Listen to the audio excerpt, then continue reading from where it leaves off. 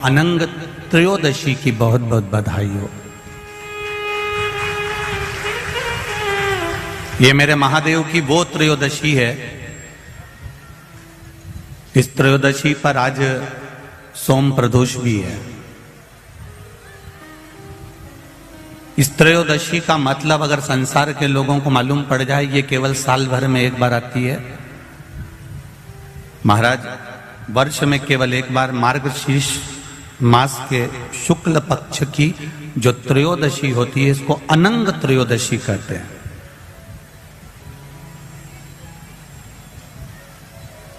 इस त्रयोदशी का महत्व, जिसके परिवार में पति पत्नी का झगड़ा होता हो, जहां अदालत तक बात पहुंच गई हो, या बेटियां मायके रह रही हो, पति कहीं दूसरी जगह रह रहा हो, या किसी पति का या पत्नी का स्मरण कहीं दूसरी जगह हो, इस अनंग त्रयोदशी का मात्र स्मरण, इस अनंग त्रयोदशी का मात्र पूजन, पूरे साल भर में आप शंकर भगवान की आराधना करते हो, पर इस अनंग त्रयोदशी की आराधना का फल ही दूसरा है, इसका महत्व ही दूसरा है।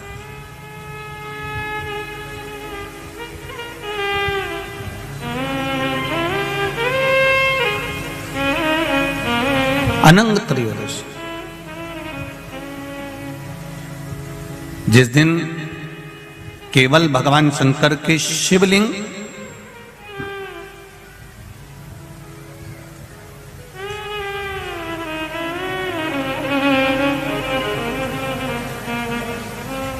जैसे ये जलाधारी है, माता पार्वती जी का हस्तकमल, ये शिवलिंग रखा हुआ है। ये जलाधारी में से पानी बहने का स्थान, बीच में मोटी सी लाइन जहां अशोक सुंदरी विराज रही है, राइट में गणेश जी, लेफ्ट में कार्तिकेय जी, और गोल जो भाग है वो माता जी का हस्तकमल है। और ये जो शिवलिंग रखा हुआ है, ये शिव का स्वरूप है। जहां पर भगवान शंकर का शिवलिंग रखा हुआ है, उस स्थान पर आज अनंग त्रयोदशी के दिन मात्र जिस पति पत्नी का आपस में बैर चल रहा हो, अदालत में झगड़ा चल रहा हो, विवाद चल रहा हो, आपस में प्रेम समाप्त हो गया हो, एक दूसरे का सम्मान करना भूल गए हो, बात बात में झगड़ा करते हो, जरा जरा सी बात में मन मोटाव हो जाता हो, वो केवल एक कच्चे दूध की मात्र उंगली को भिंगाकर अगर जहां शिवलिंग रखा हुआ है वहां पर केवल कामदेव रति शिव और पार्वती का नाम लेकर मात्र उस कच्चे दूध की मात्र उंगली ही फेर देते हैं, तो उन पति पत्नी का जिंदगी में कभी विवाद नहीं हो सकता और कभी गलत मार्ग पर वो जा नहीं सकते। ये अनंग त्रयोदशी की महत्वता है, आज की महत्वता।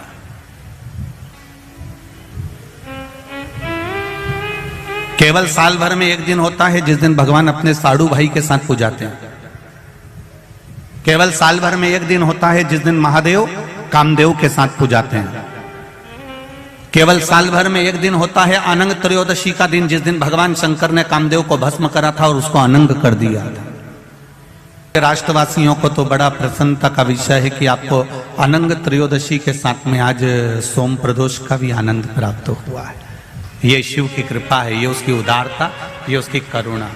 अनंग त्रयोदशी,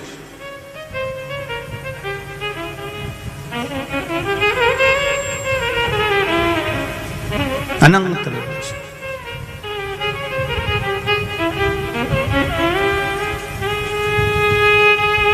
आज के दिन जो 35 साल के हो गए,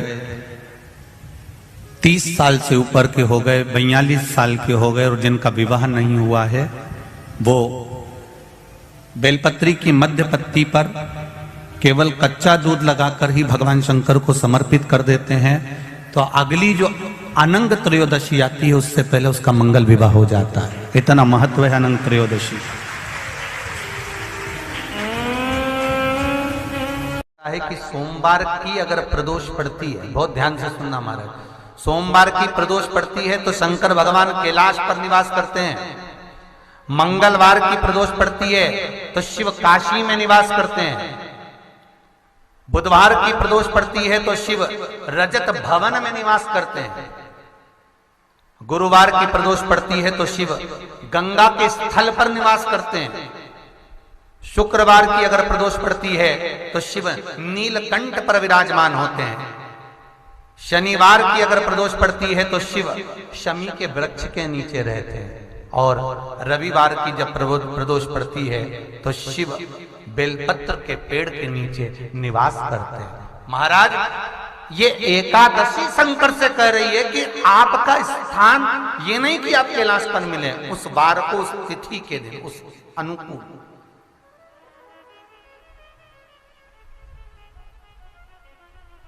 हमारे यहां कहते हैं सोमवार की जो प्रदोष पड़ती है वो इच्छा पूर्ति करती है, मंगलवार की प्रदोष रोग से मुक्ति देती है, बुधवार की प्रदोष कामना की पूर्ति करती है, गुरुवार की प्रदोष शत्रुओं का नाश करती है, शुक्रवार की प्रदोष सुख और शांति देती है, शनिवार की प्रदोष संतान का सुख देती है, और रविवार की प्रदोष जो काम दुनिया में कोई नहीं कर सकता वो अचूक फल की प्राप्ति रविवार की प्रदोष करा देती है। महाराज, ऐसी प्रदोषों का नियम वर्णन किया चाहिए। भगवान कहते ठीक है, तू थोड़ी देर खड़ी हो।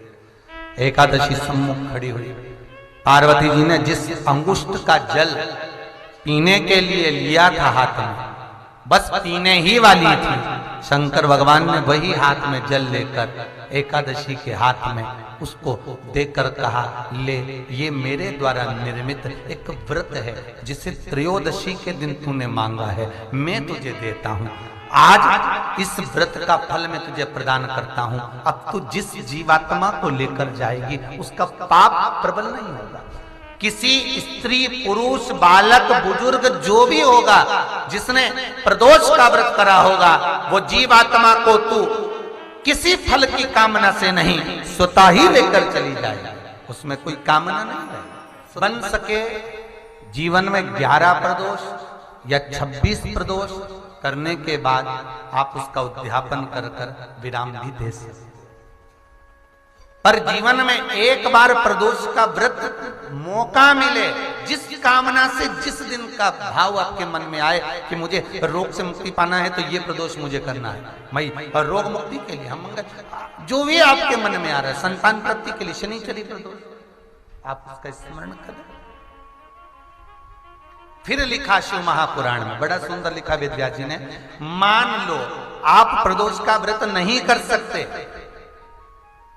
आप अगर व्रत नहीं कर सकते तो प्रदोष के दिन, प्रदोष काल में शाम का समय सूर्यास्त का कुछ पल, कुछ घड़ी के पहले से लेकर बाद तक का प्रदोष काल के अंतर्गत आप शंकर जी के मंदिर में जाकर 1 लोटा पानी, 5 बेलपत्र भी अगर समर्पित करते हैं तो संपूर्ण प्रदोष का फल आपके भाग्य में प्रबल हो जाए।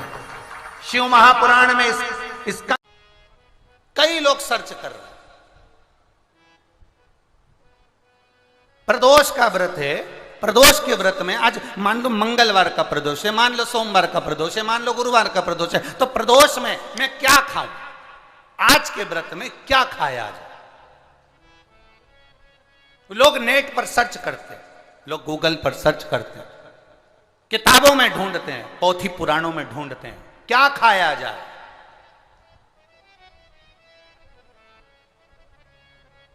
हम क्या खाएं जिससे भगवान हमारे व्रत को स्वीकार करे और हमारे व्रत को स्वीकार करे और हमें दर्शन दे। हम क्या खाएं? हमारा तो केवल इतना सा निवेदन है, किसी भोले व्यक्ति का, किसी गरीब व्यक्ति का धन मत खाओ, प्लाट मत खाओ, उसका पैसा मत खाओ। अगर तुमने उसका प्लाट नहीं खाया, उसका पैसा नहीं खाया, उस गरीब व्यक्ति का, उस भोले व्यक्ति को तुमने धोखा देकर कुछ अगर खा लिया तो समझ लो कि भगवान तुम्हें माफ नहीं करेगा। तुम कुछ खाओ चाहे मत खाओ, पर किसी सीधे, किसी भोले और किसी गरीब व्यक्ति का हक मत खाओ, तुम्हें व्रत का फल मिल जाए, तुम्हें व्रत का फल प्राप्त हो जाएगा। शिव और भगवान श्री हरि, हर और हरि, इन दोनों की कथा कर रही है। हरि और हर की कथा वर्णन कर रही है, और हर और हरि की कथा कर रही है कि अकेले यदि कुछ ना कर सको तो सबका सानिध्य, सबका साथ। जब आप सबका साथ लेकर अगर कोई कार्य करोगे तो उसमें सफलता जरूर मिलेगी। पर व्यक्ति के जीवन में लगता क्या है, ये दुकान मैं चला रहा हूं, ये कथा मैं करा रहा हूं, ये घर मैंने बनाया, ये आश्रम को मैं चला रहा हूं, गाड़ी में लाया, काम मैं कर रहा हूं। मान लो यदि मैं एक दिन भी आश्रम में नहीं आऊं या एक दिन भी दुकान पर ना जाऊं या एक दिन भी मैं काम ना करूं तो कोई काम होगा ही नहीं। ये आपकी गलतफहमी है। आप हो तो लोग आपको गिन रहे हैं, नहीं होगे तो कोई गिनेगा। मैं गाड़ी लाया ये संबोधन नहीं है, बल्कि ये कहो कि परिवार वालों की एकता, सबका साथ हमारे साथ था। तो बाबा देव अधिदेव महादेव ने ये 5 दिन की शिव महापुराण की कथा सुनने का मौका दिया। मैंने और मेरा नहीं है कुछ, मेरा आपकी कृपा से सब काम हो रहा, भोले आपकी कृपा से सब काम हो रहा। ये मेरा है या मैंने करा है या मैं कर रहा हूं, ये प्रसंग नहीं है। घर बनाया तो घर में जितने सदस्य है, पत्नी है तो उसके भाग्य का भी धन आया, बेटा है तो उसके भाग्य का भी धन आया, बेटी है तो उसके भाग्य का भी धन आया, घर में सास ससुर रह रहे हैं तो उनके भी भाग्य का धन आया, भाई रह रहा है तो उनके भी भाग्य का धन आया, सबके भाग्य का धन आया, तब जाकर ये कार्य पूर्ण हुआ। किसी एक के बस का नहीं, सबका साथ। वो एक लाइन दी है आजकल केंद्र से, सबका साथ सबका विकास। सब एकजुट होकर चलेंगे तो विकास अपने आप हो जाएगा। अब आपकी एकजुटता तो बनती नहीं है। बड़े भाई को लगता है कि मैं कर रहा हूं, छोटे भाई को लगता है मैं कर रहा हूं, मंझले को लगता है मैं कर रहा हूं, बड़ी भाभी को लगता है मैं कर रहा हूं, छोटी को लगता है मैं कर रहा हूं, बीच को लगे मैं कर रहा हूं। कोई नहीं कर रहा, करने वाला तो कोई दूसरा है। जिस दिन इस तन पिंजरे से ये श्वास रूपी पक्षी उड़ जाएगा, तब